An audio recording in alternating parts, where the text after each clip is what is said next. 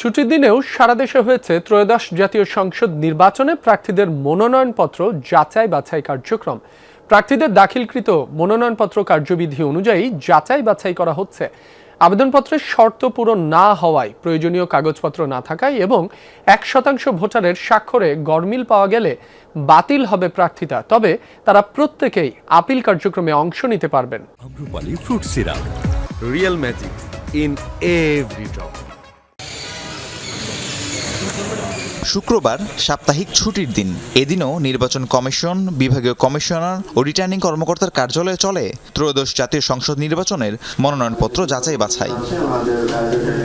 রংপুরে জেলা প্রশাসকের সম্মেলন কক্ষে সকাল 10:30 থেকে শুরু হয় যাচাই বাছাই কার্যক্রম।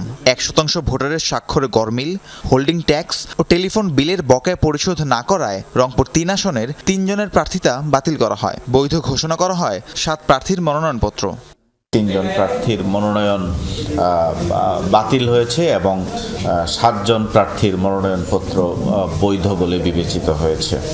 ব্রাহ্মণবাড়িয়া 2 আসনে স্বতন্ত্র প্রার্থী রুমিন ফারহানা সহ 11 প্রার্থীর মনোনয়ন বৈধ ঘোষণা করেন রিটার্নিং কর্মকর্তা।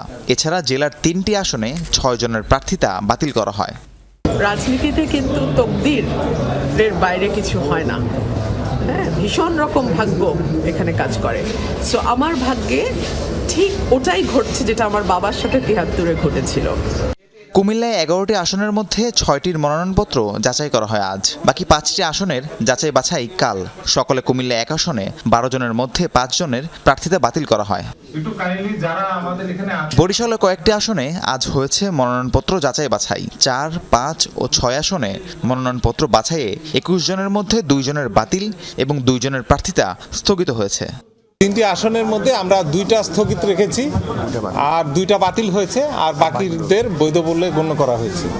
4 জানুয়ারি পর্যন্ত চলবে এই যাচাই বাছাই কার্যক্রম। 20 জানুয়ারি পর্যন্ত প্রার্থিতা প্রত্যাহারের সুযোগ পাওয়া যাবে। এরপর প্রতীক বরাদ্দ এবং শুরু হবে জাতীয় সংসদ নির্বাচনের আনুষ্ঠানিক প্রচারণা। রাহিম সারোয়ার, যমুনা নিউজ।